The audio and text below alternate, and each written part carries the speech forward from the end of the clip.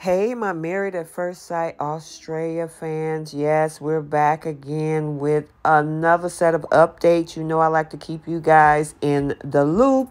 And what are we talking about today? It looks like we had some juicy show secrets spilled on Reddit by one of the Ex-Mafs producers. And I'm telling you, it's pretty darn interesting to say the least. First of all, most of us that know reality TV, it might not be a surprise, but, you know, that's why I always try to be pretty objective when I talk about, you know, some of these shows. But, yeah, everything from fabricated storylines, allegedly, drama-filled dinner parties, to the worst scenes to film. So, yeah, we got a little bit of leakage when it comes to this Ex-Mafs producer spilling some juicy secrets from the show, and looked like it got spilled over in Reddit. Welcome back to Romance Review TV. It's Lady T. Got another update video for you guys, and without any further ado, let's talk about what is being spilled. So, shout out to Daily Mail Australia, as we have a producer who was formerly with the show Married at First Sight has leaked some of the show's most explosive secrets, and this was all done in a candid AMA thread on Reddit, where they said production are told to magnify and amplify any drama, allegedly, for the cameras to encourage contestants to save the drama for the dinner parties. They also revealed the worst scenes to film involving the families of the reality TV stars. So when one of the fans was asked about whether the storylines are entirely fabricated, well, the former producer admitted that they do beef up the storylines. And I quote, "I won't say entirely fabricated, but it is the job of post-production to take a storyline or a scene that may be a 6 or 7 out of 10 and make it an 11 out of 10. Magnify and amplify is the phrase that gets used a lot in reality TV, according to what they explain, allegedly." He also went on to add, allegedly, that the producers are encouraging contestants to vent their frustrations at the dinner parties.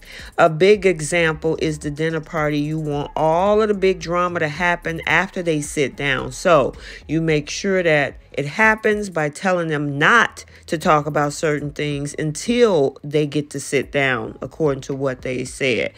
Also, working with the family of a contestant is a punish, as they often try to avoid drama.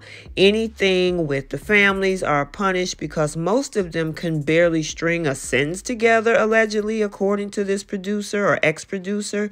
They also have a tendency to either ignore or derail the main story that we're following. And I gotta say, that is pretty interesting to say the least, especially when it comes to families being a punish because most of them can barely string a sentence together because they have a tendency to either ignore or derail the main storyline that they're following.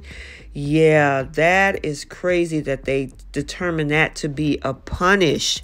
The fabrication and all of that, I've already known that type of thing, but it's just so interesting to find out that that's what, you know, some folks are actually seeing and saying from, you know, of course, them being behind the scenes. Even when it comes to the fans, they are even amazed, as one of the fans say, that, you know, it amazes them why they would even match people who live so far away from each other. It's not so bad for young people starting out, but it's impossible for people in their 30s or older who have established careers. I mean, they've already set in their ways, and this just adds to more conflict. Even another viewer says, yep, putting Lyndall, who needs constant special medical care, with someone who lives out in the bush for months, and as we remember, it was 6 months on end, was just plain stupidity. They should match people living in the same state at least. According to a third fan that had actually something to say. I mean, it has since been revealed that Lyndall had a post-show fling with Josh, which reportedly ended on bad terms. But, I mean, I would say at least here in the States, when we have Married at First Sight, we usually have, like, this season is in Nashville. Previous season is in San Diego.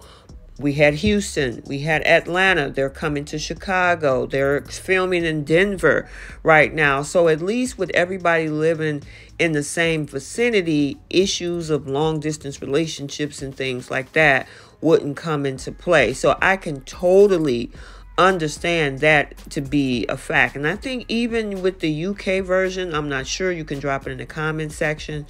I would think that most of them are in at least travel distance. I could be wrong, you know, school me on that if you know. But I know at least here in the States, they film by location.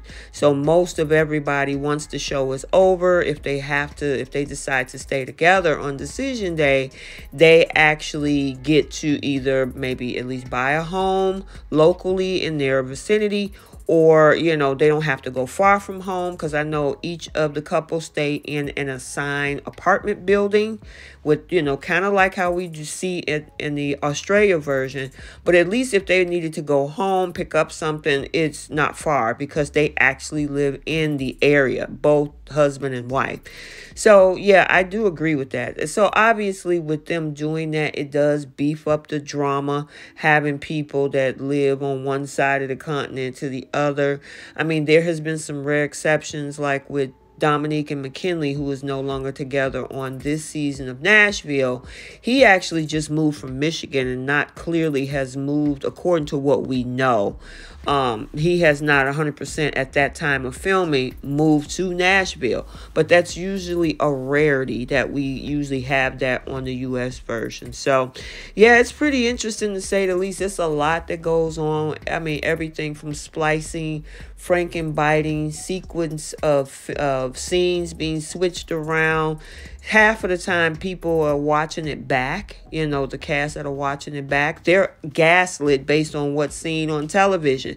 But it is listed in their contract that, and even on the US version side, that, you know, they may put people in a bad light. Each show that creates drama always have to have a villain, so they can make a nice person look like a villain in some cases by using the words that they say or putting them in certain scenarios. So I don't know if a lot of people know that. I know people get caught up into hating some of the cast members.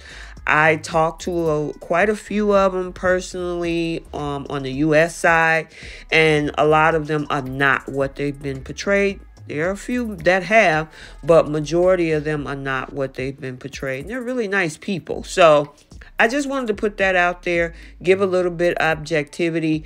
That's what I do on this channel, because, you know, as much as we have fun talking about the drama, I also try to keep reality TV realistic and what is the truth in some cases behind the scenes.